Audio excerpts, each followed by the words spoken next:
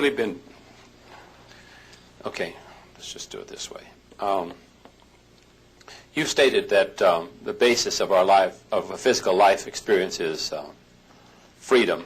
Indeed. And that our purpose of a physical life experience is joy. That is accurate. And the result of it all will be called growth. Good. Can be called growth. You have a triad of intentions that is so perfectly balanced that we cannot separate them one from another. We say to our physical friends, you have this triad of freedom and growth and joy.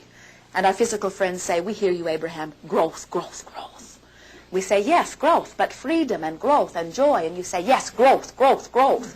Because you've been so convinced that you are unworthy and that you are here to climb the rungs of a ladder that you look for ways to prove your worthiness through your growth. And in your struggling for growth, you get yourself so far from your balance of freedom that you lose your edge of joy. Where if you will let joy be your intention, then joy will always hold you in that perfect balance between your freedom and your growth. We watch you laying on the rocks at La Jolla, basking in the freedom of that day, enjoying the sun, enjoying the wind, enjoying the smell of the sea, enjoying one another. Nothing could be better than that, you said. For the first hour, they laid there in absolute ecstasy. The second hour, it was wonderful. Third hour, Jerry's fingers began thumping on the rocks. For while he was satisfying very well his desire for freedom, his desire for growth was being left a little bit lackful. And so as that lack began to be acknowledged, he began to feel a little uneasy. And as he began to feel a little uneasy, feeling a little unproductive, then he sat up and began to think about what he wanted. And as he sat up, he began to think, and then he began to write, and then he began to engage Esther in conversation. Then they went into their hotel room, and they made some phone calls. And some of these gatherings that you are now participating in were as a result of that moment of insight. And so then as Esther and Jerry are very busy on their trail of upliftment and enlightenment, now their fingers from time to time are tapping on the rocks. But this time, not for lack of growth, but for lack of freedom. In other words, they have subtracted enough physical activity, but that now they are longing for the rocks. But what is the factor that is letting them know the balance or imbalance? It is that feeling of joy, isn't it? So as joy is your constant quest, which is to say as connection is your constant quest, then from that connected state you will be guided to the perfect balance of freedom and growth, you see. And then the last part of my question. I look at what I'm getting from you as I label it a philosophy of life. And there are many philosophies of life, and I've studied and read and experienced a number of them, tried to. And the thing that to me sets you apart, and I accept it because freak that I am, it fits me. And that is when you say joy is your purpose. Well, most of the world teaches quite different than that. They teach more like growth is your purpose. That's why they don't have much joy. Yeah, but how do we know you're right? You know, for me, you're right. But what if they're right? What if growth is we're here on physical form for growth so we can get to heaven and have joy, or to wherever they go after we're split from here? So how do we know that they're not right and you're wrong? You don't. So are we just wasting our time listening to you? Truly, you are. You would be much better off seeking your own knowing from within.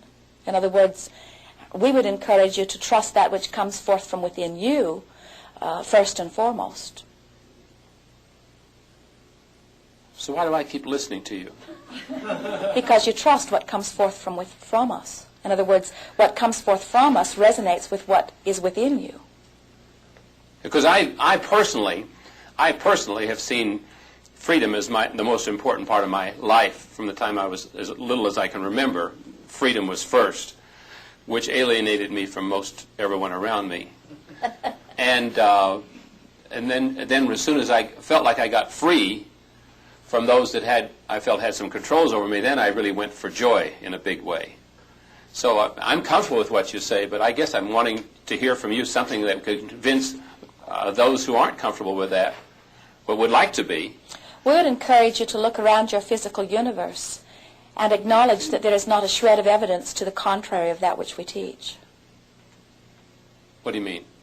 We mean, as you look around your physical universe, there is not a shred of evidence to the contrary of that which we teach.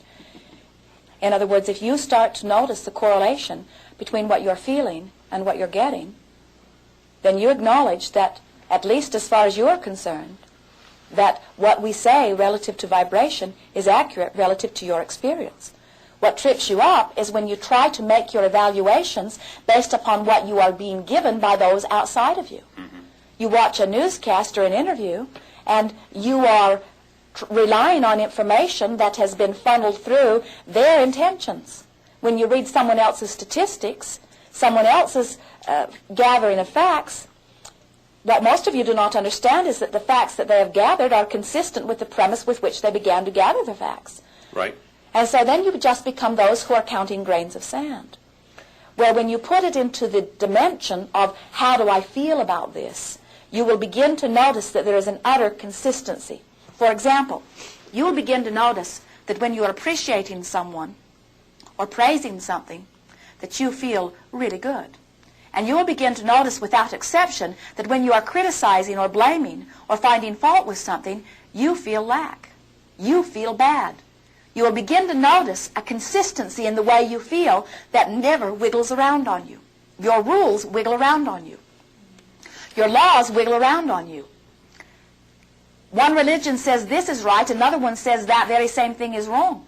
Your own government says to you, your greatest law that most of you were listening to says thou shalt not kill. And then your government says, except in this situation, and if you don't kill in this situation, we will put you in jail.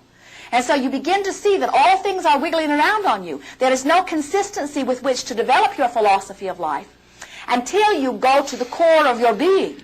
And when you go to the core of your being, you begin to acknowledge that everything about law of attraction is consistent. And you begin, as you begin to make the correlation between what you're feeling and what you're getting, then you begin to notice that this law of attraction stuff is so consistent that you can bet your life on it. So what I'm hearing from you is there is no real reality other than as per the facts we're each as individuals looking for, and so there is no it's an individual reality. There is no group reality? Let us put it this way. This will encompass everything that you've just said. Okay.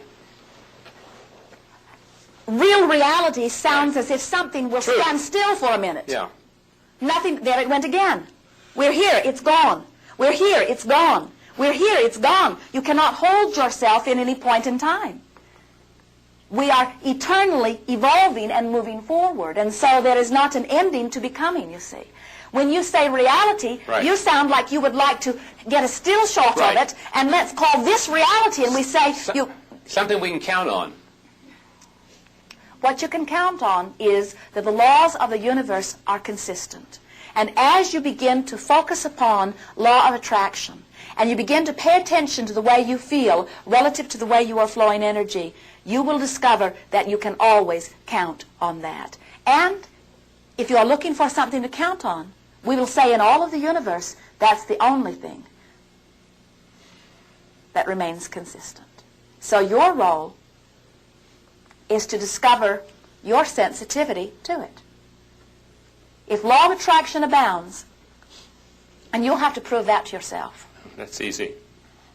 It is, isn't it? And so as law of attraction abounds, and you start getting a handle on how you're flowing energy, and you start seeing the undeniable results of how you're flowing energy, then you reach the place where you understand how everybody's getting what they're getting. And then the mystery is out of all of it.